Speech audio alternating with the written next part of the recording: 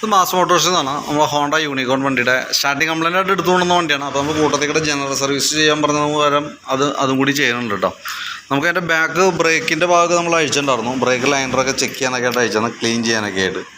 നല്ല കമ്പനി ലൈനറാണ്, ഹോണ്ടയുടെ ഒറിജിനൽ ലൈനറാണ് കിടക്കണേ. അത്യാവശ്യം പുതിയ ലൈനറാണ്. നമുക്കത് ക്ലീൻ ആക്കിയിട്ട് പൊടിയൊക്കെ ഒന്ന് കളഞ്ഞ് ക്ലീൻ ചെയ്ത് റീസെറ്റ് ചെയ്താൽ മതി. ഹബിനകത്ത് ചെറിയൊരു സ്ക്രാച്ചസ് കാര്യങ്ങളൊക്കെ ഉണ്ട് അതിൻ്റെ ഉള്ളിൽ. നോക്കുമ്പോൾ അറിയാം ഇവിടെ ചെറിയ സ്ക്രാച്ചസ് ഒക്കെ ഉണ്ട്. തൽക്കാലം നമുക്ക് വാട്ടർ പേപ്പറൊക്കെ ഇട്ടൊന്ന് പിടിച്ച് ക്ലീൻ ആക്കിയിട്ട് റീസെറ്റ് ചെയ്യാം. ബ്രേക്കിൻ്റെ സൗണ്ടോ അല്ലെങ്കിൽ ചവിട്ടിയിട്ട് നിൽക്കാനായിട്ടുള്ള ബുദ്ധിമുട്ടൊക്കെ ഇപ്പോൾ നമ്മൾ ഓടിക്കുമ്പോൾ അങ്ങനെ പ്രശ്നം തോന്നിയൊന്നുമില്ല.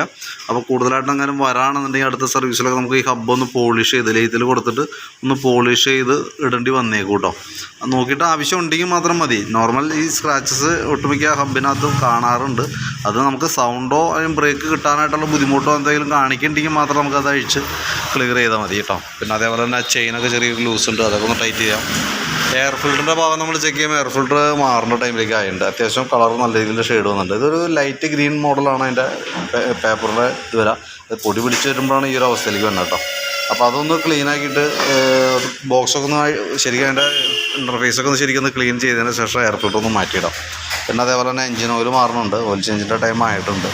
ലെവൽ കുറവോ കാര്യങ്ങളൊന്നുമില്ല, സാധാരണ ഉള്ള ഇത് തന്നെ ഉണ്ട്. പക്ഷേ കളർ ഒരു വിധം മാറിയിട്ടുണ്ട് കേട്ടോ.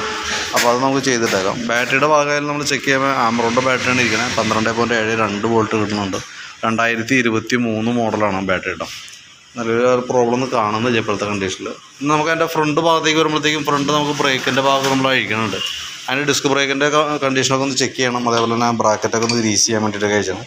ബ്രേക്ക് പാഡൊക്കെ അത്യാവശ്യം ഉണ്ട്, നല്ല പാഡ് തന്നെയാണ്. അത്യാവശ്യം പുതിയത് തന്നെയാണ്, വലിയ പഴക്കമൊന്നും ആയിട്ടുമില്ല.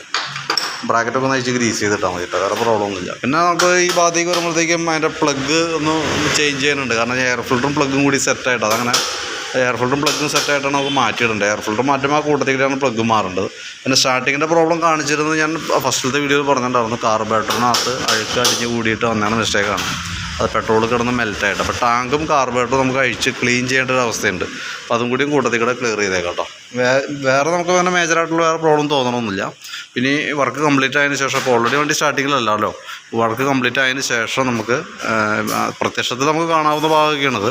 അതൊക്കെ ചെയ്തതിന് ശേഷം വണ്ടി ടെസ്റ്റ് ചെയ്യാൻ നടത്തുക. അതിന് ശേഷം എന്തെങ്കിലും ഉണ്ടെങ്കിൽ ഞാൻ നോക്കിയിട്ട് കോൺടാക്ട് ചെയ്യാം. അതല്ലെങ്കിൽ നമുക്ക് ആ രീതിയിൽ തന്നെ ക്ലോസ് ചെയ്തിടാം. പിന്നെ ബാക്കിലത്തെ ടൈൽ ഇതിൻ്റെ ഗ്ലാസിൻ്റെ ഇവിടെ ശരിക്കും പറഞ്ഞാൽ ഒരു വൈറ്റ് ഗ്ലാസ് കൂടി ഉണ്ട് ഇതിനകത്ത് ബാക്ക് സൈഡിൽ. ഇതിപ്പോൾ പ്യൂർ റെഡ് മാത്രമേ ഉള്ളൂ. അതിൻ്റെ മുകളിലൊരു വൈറ്റ് കോട്ടിങ് കൂടിയും വരാറുണ്ട്. ഞാൻ നോക്കട്ടെ, അവൈലബിൾ ആണെന്നുണ്ടെങ്കിൽ അത് സെറ്റ് ചെയ്തിടാം. കാരണം അതുകൂടി വരുമ്പോഴാണ് നമുക്ക് അതിൻ്റെ ബാക്ക് സൈഡ് ഒരു ലുക്ക് ഉണ്ടാവും. അപ്പോൾ ഞാനതിൻ്റെ ഏകദേശം ഒരു എസ്റ്റിമേറ്റ് ഇട്ടേക്കാം കേട്ടോ. വാട്സാപ്പിനകത്തേക്ക് ഇട്ടേക്കാം. നോക്കിയിട്ടൊന്ന് റിപ്ലൈ ഇട്ടോളൂ. വണ്ടി നാളത്തേക്കാണ് എന്തെങ്കിലും ആവുള്ളൂ, നോക്കി അതനുസരിച്ച് ക്ലിയർ ചെയ്തേക്കാം കേട്ടോ.